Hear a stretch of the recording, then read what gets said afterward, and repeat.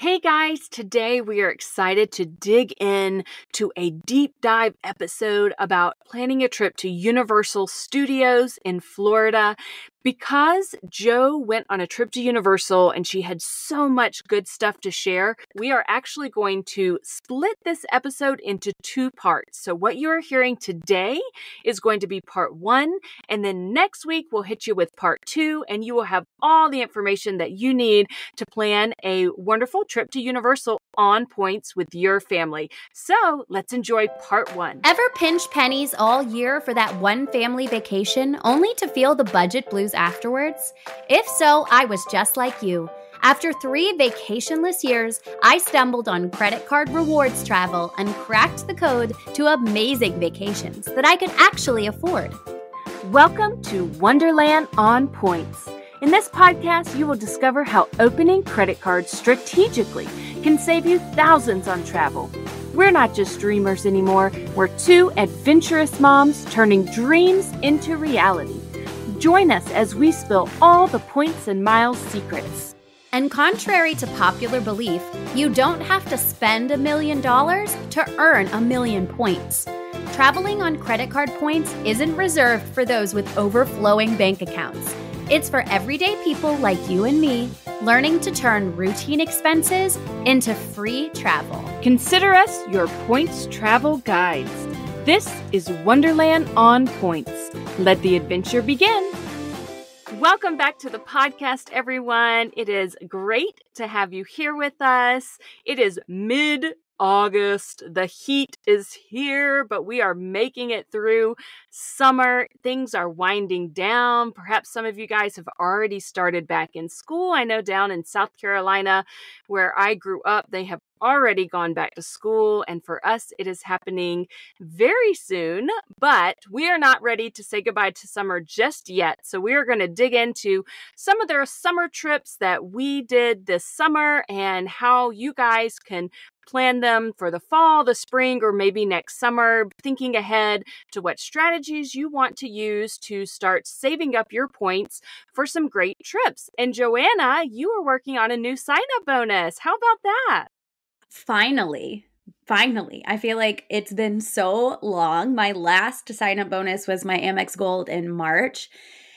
And it's been painful, but I've been doing pretty well in this earning season because I was able to product change to a Chase Freedom Flex, and I've had some really good multiplier categories during this time. So it was a little bit less painful because I've been getting some great amounts of points just using that card and a combination of other cards. And that was, I was able to pump the brakes a little bit on my applications. And this was kind of an interesting experiment because a couple months ago, I did a pre-approval tool for Capital One to see if I was approved for the Venture or the Venture X, because these have been on my radar as something I'm interested in, not as interested as Amex or Chase, but still a good card. It's got that purchase eraser for the travel, which allows you to do more interesting things like booking a cruise or Disney tickets or whatever. So it's something I wanted in my portfolio. But a couple months ago, I was not pre-approved for those cards.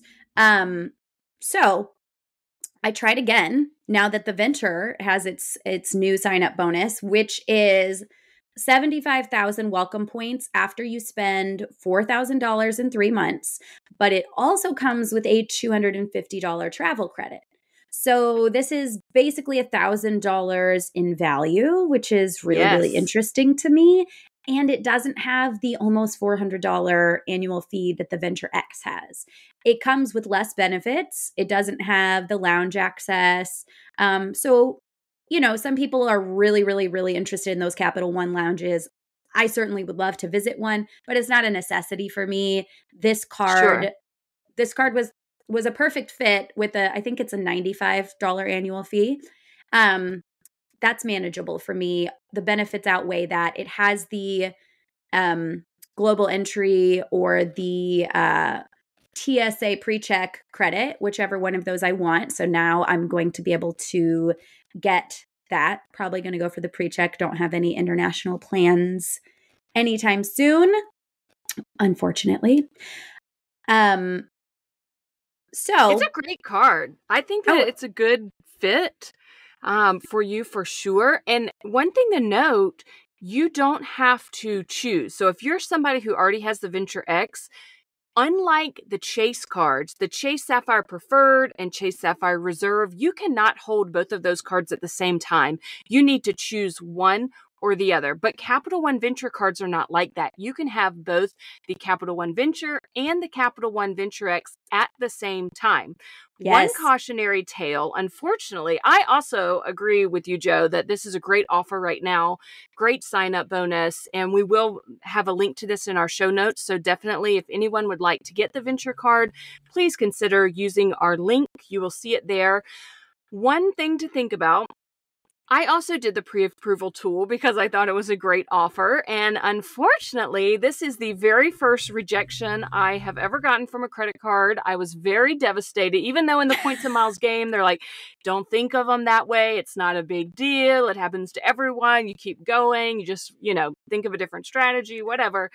I took it to heart because I do have a Capital One Venture X. I'm like, if you approved me for the Venture X, why won't you approve me for the regular Venture? But what I learned is the only reason they gave me was that basically like a velocity thing. In the last 24 months, you've opened too many cards. Well, I haven't opened a card personally since December of last year. Yeah. Okay. So that is 7 months. I applied in the middle of July. I was 524 with Chase, and we think of the 524 rule with Chase specifically. However, you should probably keep it in the back of your mind for Capital One, because when I went to do the pre-approval tool, it did not say that I was approved, but when I did the pre-approval tool before my Venture X, it also didn't tell me I was approved. I went ahead with it and I was approved for the Venture X. So that's not always 100% accurate. So Mm. I kind of thought, oh, it's like that. I already have the Venture X, but they didn't approve me. Now, in my mind, I kind of thought I was 424 because I knew that the first card in that cycle, that 24-month cycle, was about July 4th, 2 years ago, 24 months ago. And so I was trying to sign up for the Venture after July 4th, more mid-July. And I thought, okay, that card has dropped off. Now I'm 424. But what I learned is you do not get to drop that card off until the next month.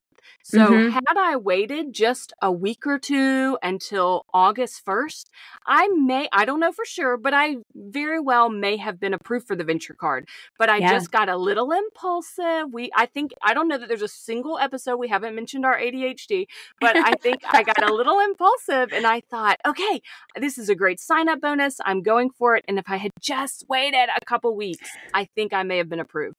Yeah, and this is really interesting because we were going back and forth because I was like, how did I get this card? And you got denied for this card because I have opened more cards than you in the last year, Right. but I've opened a number of business cards. So, what I realized just now in the last week going back through is that I had actually fallen to 424 and hadn't even realized it because sometimes I forget which cards were business, which cards weren't. This Venture card made me 524. So now I'm locked out of Chase again for a while till the beginning of December. But I think that was probably the factor. It wasn't the amount of cards that I've opened, it was the amount of personal cards that I've opened. And when I wasn't pre approved a couple months ago, I was pre approved this time. My last card was March. So August is now the next time I'm getting another card. We have talked about how you can get cards a month or 60 days apart, but best practice is 90 days. And also, like you just said, the 524 is a Chase rule, but it seems like it applies to other banks as well, even if it's not a stated rule. So be aware of that. Also, if you listened to our episode with Katie's travel tricks and you started freezing your credit, just don't forget to unfreeze your credit before you do the pre-approval tool. We have a friend of the pod who I was messaging with, and she did the pre-approval tool and had forgotten her credit was frozen. And of course, it said she was not pre-approved. She went back, unfroze her credit, did it again. again, same day, was not pre-approved.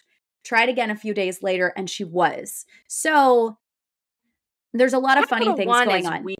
I They are know. so And weird. their customer service is not known for being that great. Like, to me, they're lower down on the totem pole in this game in terms of things that I wanted to pursue. But Oh, here yeah. we are. We're doing it now. I do love the 2X on everything. That's kind of a nice, mindless swipe if you don't want to think too hard about points categories card. So anyways, I have it now. I'm working on a sign up bonus. I'm really excited about it because I think I need a cruise. Another Oh, thing that yeah. has not been announced on this podcast is the postponement of my wedding, which I felt like I should mention because I talk about it so much. And I think September is going to come and go and people are going to be like, what the heck? And so, what many people may not know is that my husband has started a new job as a law enforcement officer. Your And husband to be. I see, he's already my husband in my head when we've I been together for know. 11 years. But yes, the wedding has not happened yet. I do that all the time because I hate the word boyfriend. And I also forget the word fiance, like fiance. Anyways, all that to say, night shift has shaken our lives in Significantly. unimaginable ways. And it is a lot more than I thought it was going to be in terms of our schedule. There are many moving pieces. We were supposed to be getting married on a Sunday during night shift time. And the venue had a Saturday open up next fall when he's much more well established with his department. He can take a bunch of time off. We can potentially leave straight from there to go to our honeymoon. There's like so many moving pieces. So it's moved. We booked it. It's next year. So don't be We will look confused. forward to it. I just felt like I should say it because I've mentioned the wedding and the honeymoon so many times on this episode. I didn't want people to be like, what happened? Where'd that wedding Think of go? all the points you can have saved now for the honeymoon. Oh, I girl, you mean, don't have to skimp anymore. You're going to be points rich by then. my stockpile is already so nice, and I had already booked a Mexico Hyatt.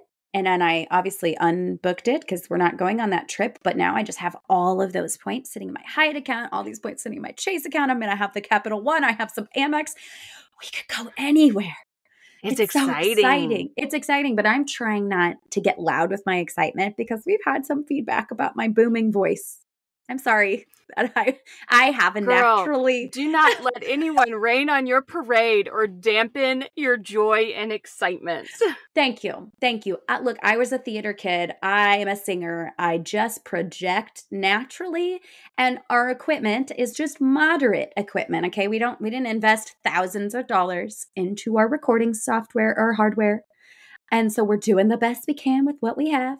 If you would like to leave ratings and reviews, we could get better equipment. And you don't have to listen to me scream and have the audio go off the charts. So anyways, there's our life update. I feel like you should give us a little update on your past week because it looked pretty amazing on Instagram. Oh, it was so special, you guys. You guys. Look at me saying you guys. I've been spending time up north. I say y'all, I'm a Southerner. I say y'all, but you guys.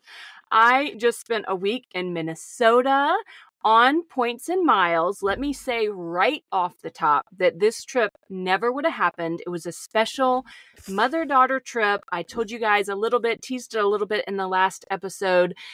We got to go to Minnesota on points. I used my Southwest Companion Pass to fly my daughter, and then we used our Southwest points up to Minneapolis, St. Paul area, and we stayed at a Hyatt hotel for 5 nights, so we did not spend a dime out of pocket on the hotel itself. And when you think about 5 nights in any hotel, plus flights for 2, probably we saved $1,500 or so by using points and miles. And this trip would have absolutely not happened had it not. We would have, period. We just would not have done it had we not had Points and Miles. So I took her to Minneapolis, and we are big Minnesota Vikings fans. My husband, people, every time we go there or mention it, people say, why are you a Minnesota Vikings fan? Who's from Minnesota?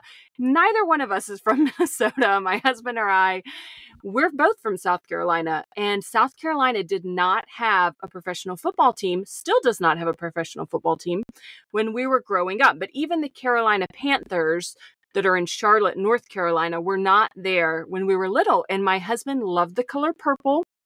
So he, as a kid, said, you know what? I love purple. I pick them. He became a Vikings fan.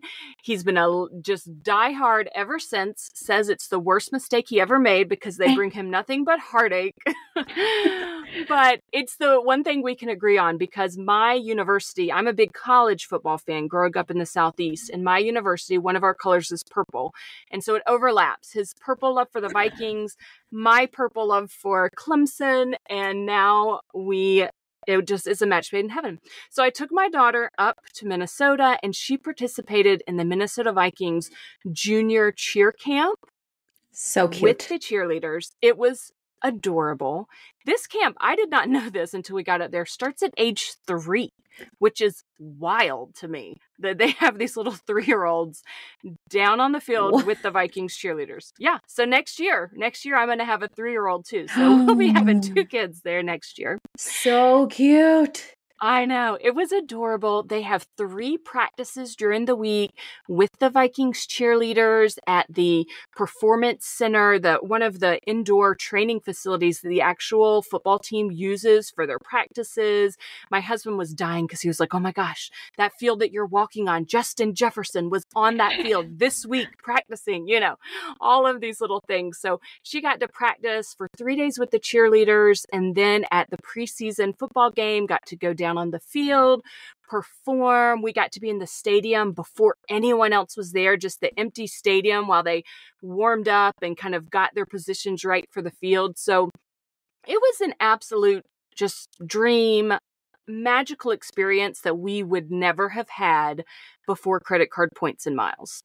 It's incredible, and everyone should head over to your Instagram, because the reel that I saw actually just this morning about it, I was like, this is amazing. I'm not even a sports person or a football fan or anything, and it's still like, what a cool experience. And it's just one more example of why we love credit card points so much. The episode today is all about another trip that would not have happened without the Points and Miles.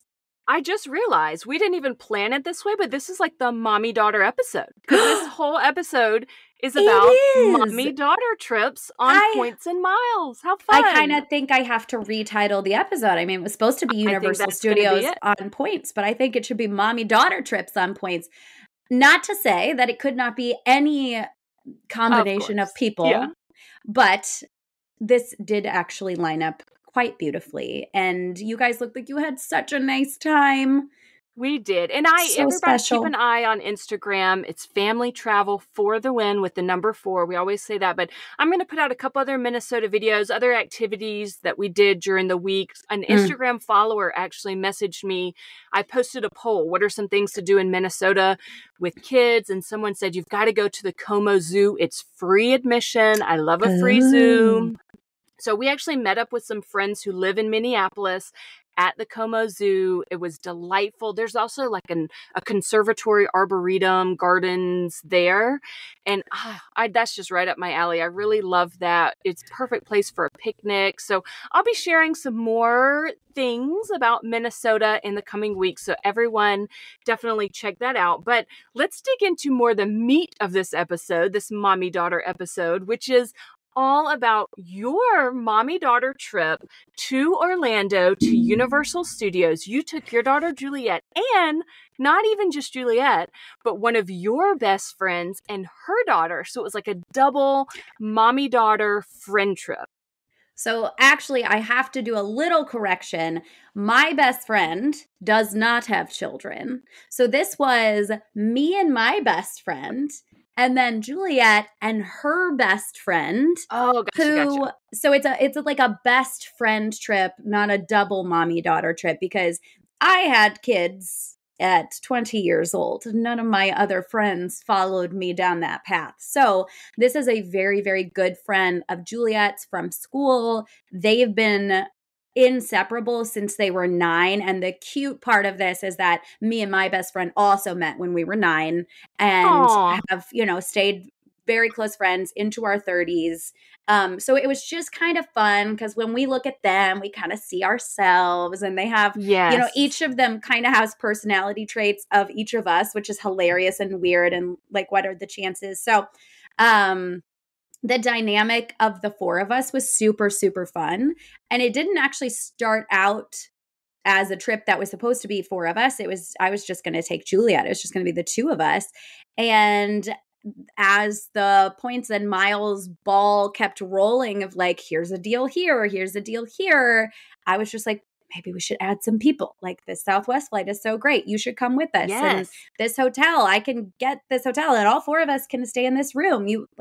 Why would we not expand it? So it was such a cool trip. And I'll probably say this again at the end, but I was totaling, I don't have the exact prices, but when I can go back and look in the Hyatt app and look in the Southwest app for what the cash price of all of this would have been, it is easily around $3,000 that this would have cost if I had not had $3,000 worth of just what I spent in points. Obviously, Right.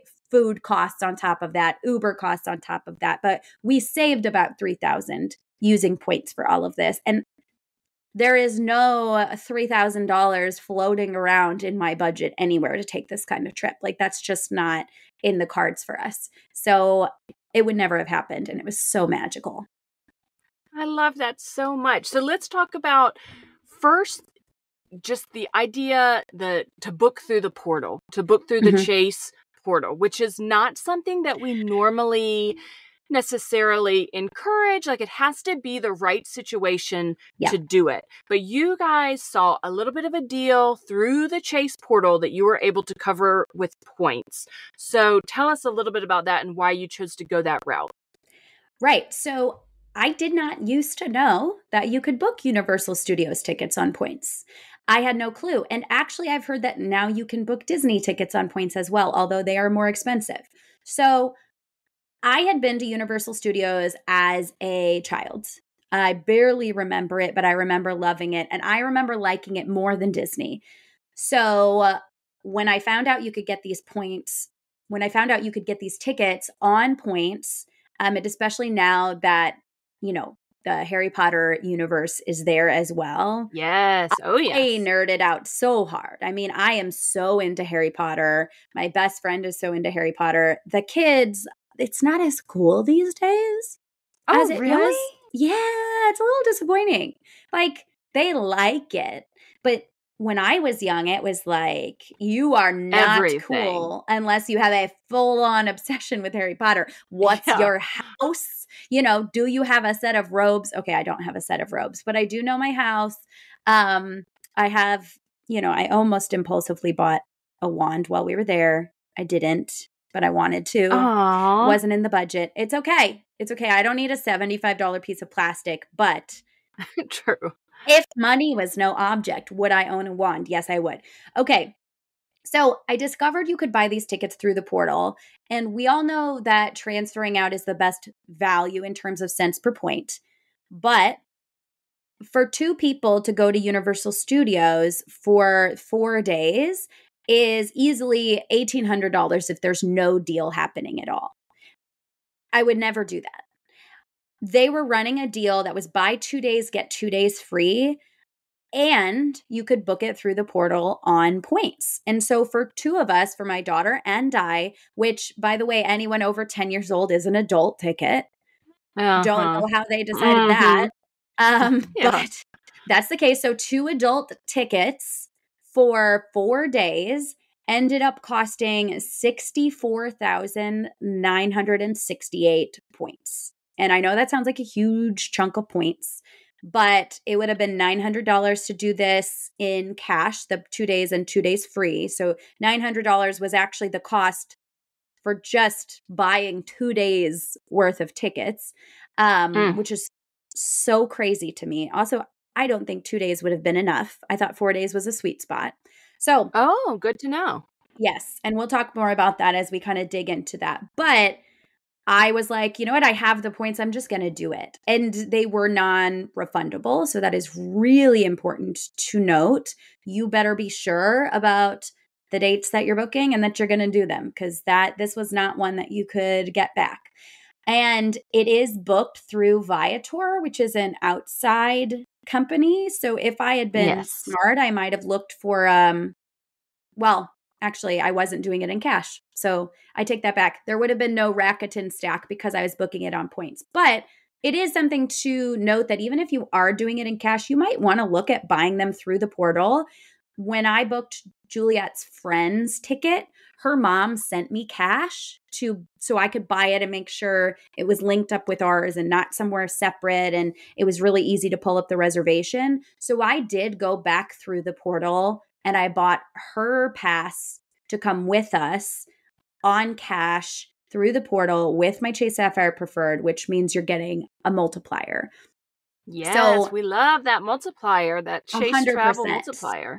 I want to clarify that I invited this friend to go along after the fact once I found a really good deal on flights. And I basically told her mom, I'll cover the flight, I'll cover the hotel if you can get the ticket. Because at that point, I did not have enough extra Chase points to buy an additional Universal ticket. And it was the last few days of the buy two, get two free sale. So I told her, and I also told my best friend, I was like, hey, if you want to go with us, go buy yourself a ticket. She's not really into the points and miles, so she did not have Chase points. They both did this on cash.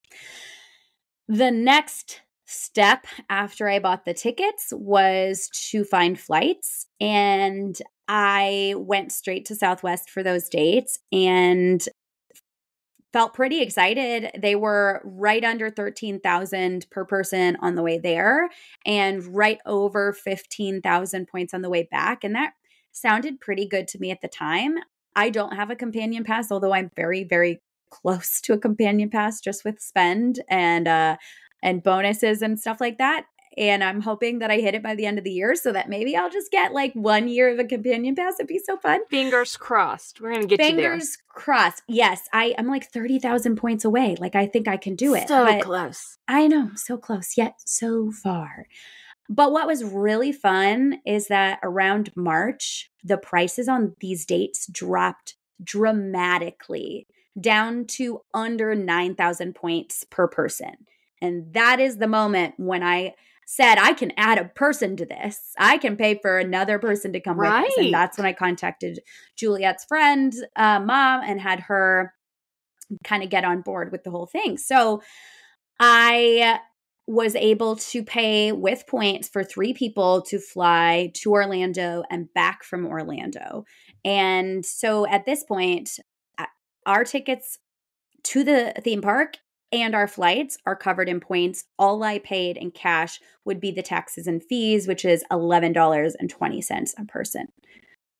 I love that so much. And I'm glad. I love that with Southwest, when you book, at least for the moment, and you think, okay, I'm getting a good deal. But also in the back of your mind, a lot of times you can think, but I'm going to keep checking.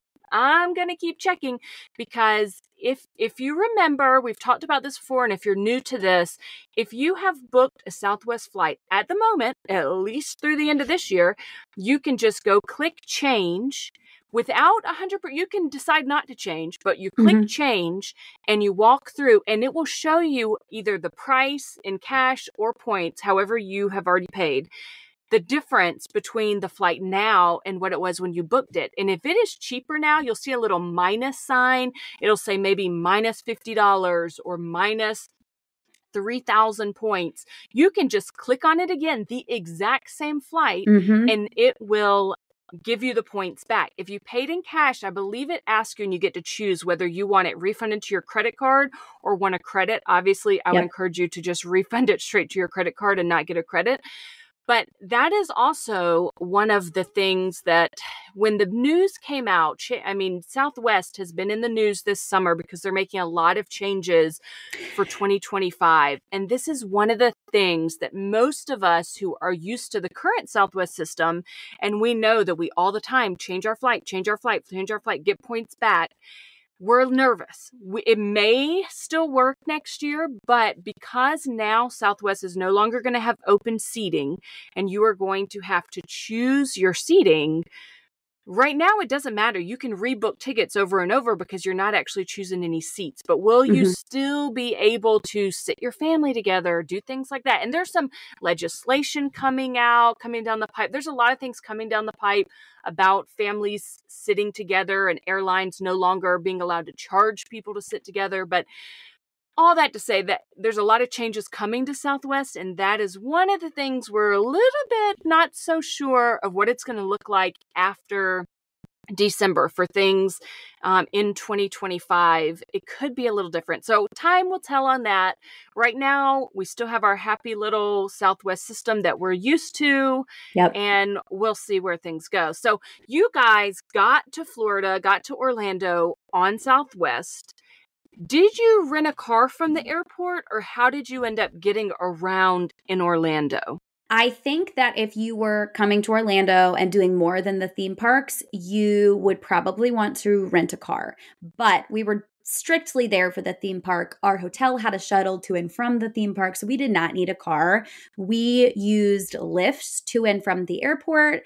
And then we also used Lyfts to and from Disney Springs, which is like a shopping center that we went and explored the first day that we got there.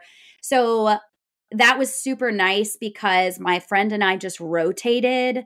I'll get this Lyft, you get that Lyft. I'll go from the airport, you go to the airport. And for me personally, I have the Chase Sapphire Preferred, and I have my Lyft account hooked up to my Bilt account. So I knew that, yeah, I'm paying for these rides, but I'm also getting a great 5X multiplier on them so I can feel a little bit better, even though I have to pay for this. Hey guys, we're going to get right back to the rest of this episode, but before we do, we have a request. Look, if you've ever gotten any value from this show and you want it to continue to grow and to continue to serve you and have access to guests, if you could leave us a rating and a review if you're listening on Apple Podcasts or Spotify, that would be completely amazing. These ratings and reviews go such a long way into attracting new podcast listeners and helping us bring guests on the show. It makes us so excited to hear how we are helping all of you reach your travel goals. It really does. And if you're feeling up to it, take a screenshot of your review after you post it and share it to your own Instagram. And don't forget to tag us at Wonderland on Points Podcast. We would love to reshare it in our own stories. Yes, we sure would. And if you haven't already, go ahead and leave that rating and a review right now. Okay, let's get back to the show. The hotel that we stayed at does charge for parking. So if we had had a rental car, we would have been paying for the rental, and we would have been paying $17 a day in parking fees. And that was completely unnecessary because really our transportation fees were extremely, extremely minimal. Yeah, when you can split like that, that's a great way to do it. And I ended up coming to the same conclusion, even though I wasn't splitting it with someone for our trip, our mummy-daughter trip to Minnesota.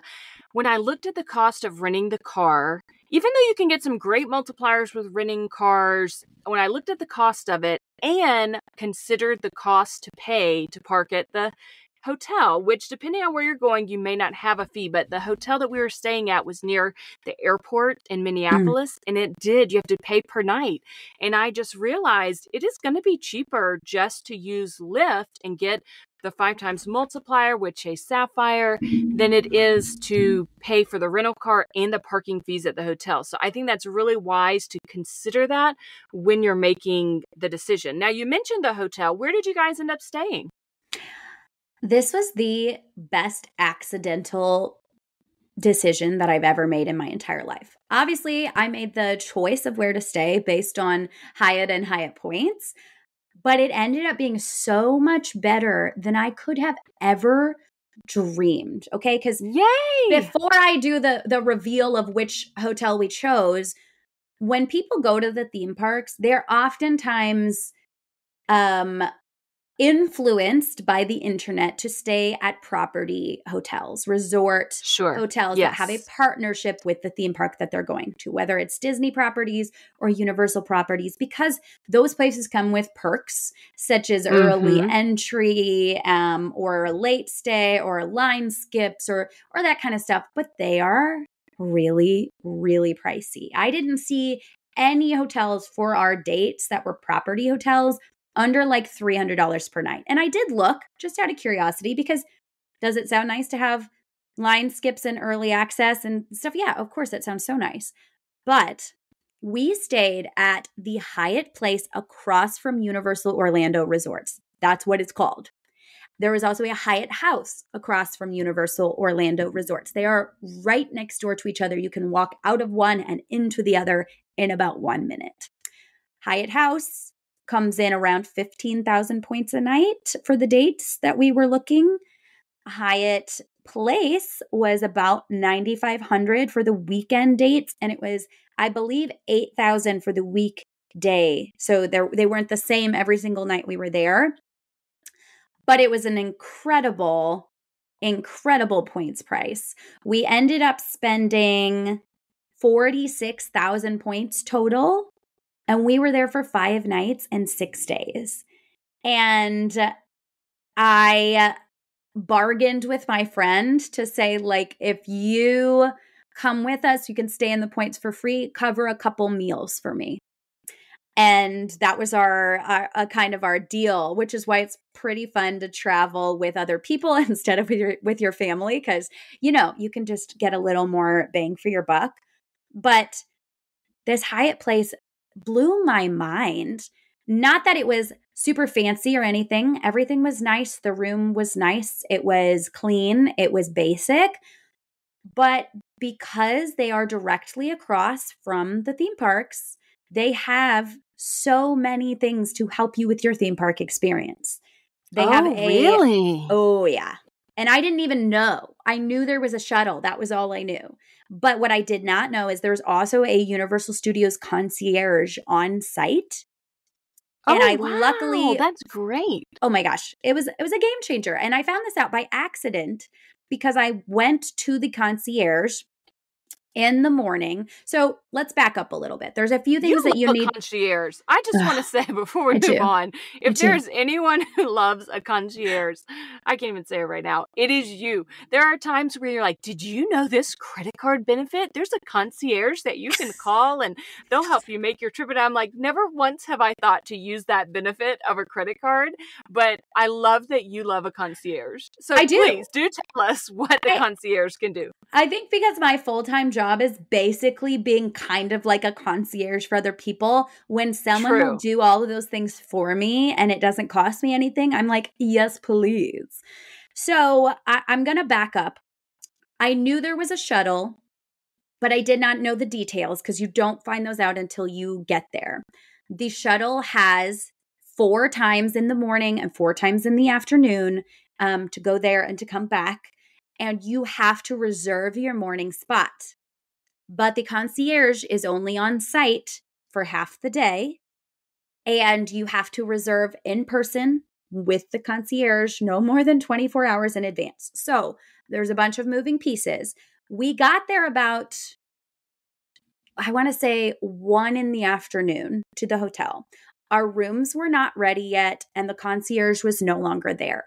So we asked if they could hold our bags, and we went off to explore Disney Springs, which was a very fun way to spend the day. And they explained to us, if you want to take tomorrow's shuttle to the theme park, you will have to be back here right when the concierge arrives, and hopefully there's still spots on some of the morning shuttles. You will have to book your spot on the shuttle right then. And you can also book for the following day because you can book for the next 24 hours. So that was very interesting to note. And there, like I said, are 4 times. So there's one time leaving super early that gets you there way before the parks open.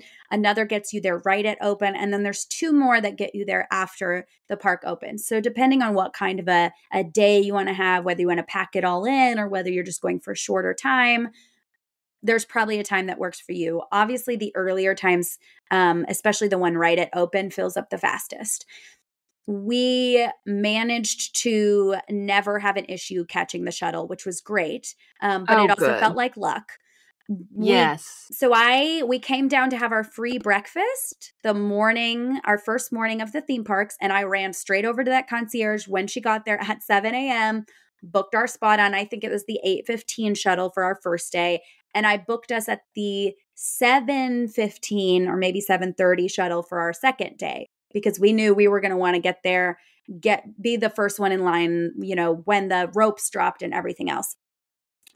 What I discovered when I was standing there talking to her was that she has the ability to print out the tickets that you've already purchased there instead of having to do it at the theme park, which blew my mind. Because we booked this through the Chase portal, third party Viator, I had a whole email with details about how I was going to have to go to a will call kiosk when we arrived at Universal. And I was like, this is going to take forever. There's going to be a line. It's going to be convoluted. What if they can't find all of our reservations? There's going to be issues. Like I was already spiraling about like what could go wrong.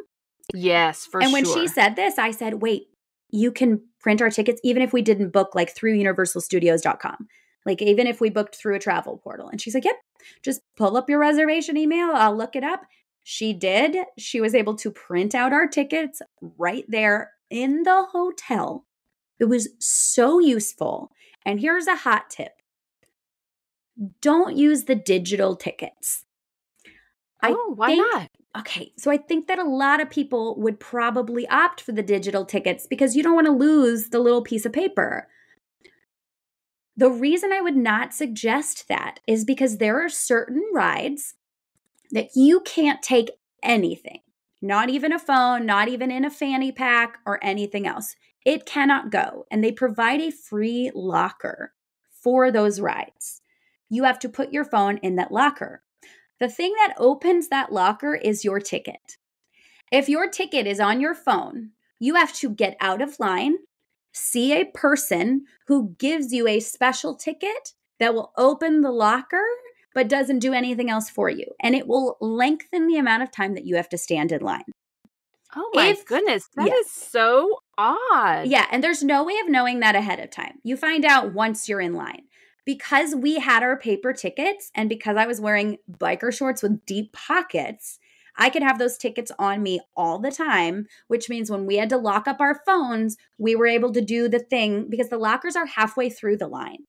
So you carry your stuff for the first half to 3/4 of the line, and then you get to the locker room and you just stick your phone in, close everything up, and when you come back out, your little paper ticket will open that. You don't have to see an employee and work with the whole weird digital ticket system. So you are streamlining the process, and lines are already long. You don't want to be waiting any longer than you have to. So get a paper printed ticket, but take a picture of it. This is what the lady told me. Because if you lose it for any reason and you have a picture, it is so much easier to get it reprinted than to try to prove like, oh, I printed this and then I lost it and I have to pull up your booking. And apparently it's just a way, way easier thing to replace if you already have a picture of it. So we never had that problem. We managed to keep track of them the entire time, which seems like a miracle to me. Yes, especially with 2 middle schoolers. Yeah, I held them. I was like, here's your tickets to go through the line. They're going back into my purse for the rest of the time. I had a fanny pack. They were in my zipper pocket.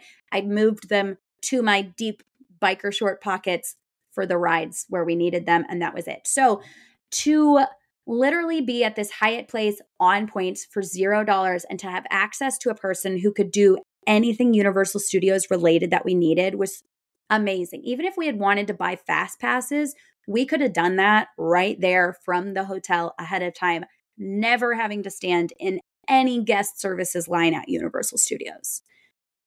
I was amazed because it wasn't a resort. Guest services, sure. Good thing to avoid. Yeah, and I thought only a resort property would have these things, but that was not the case. This was a Hyatt place. We stayed there for free. And like I said, free breakfast. So we loaded up in the morning on that free breakfast, it was a very typical continental spread. The eggs, the toast, the bagels, the cereal, the sausage. It was pretty much the same every day. There was yogurt. We did not bring anything into the theme parks with us, but you could if you wanted. I personally didn't want to have any kind of a lunchbox or thing that I needed to repeatedly lock up. So we just ate as much as we could to hold us over for as long as possible. But this hotel was a game changer, and I would go back and stay there again and again. If you have a bigger family, we did actually walk into the Hyatt House next door. They have bigger rooms. They have suite room options. The points are a little higher, but the hotel itself was actually way more beautiful inside. It was a little fancier.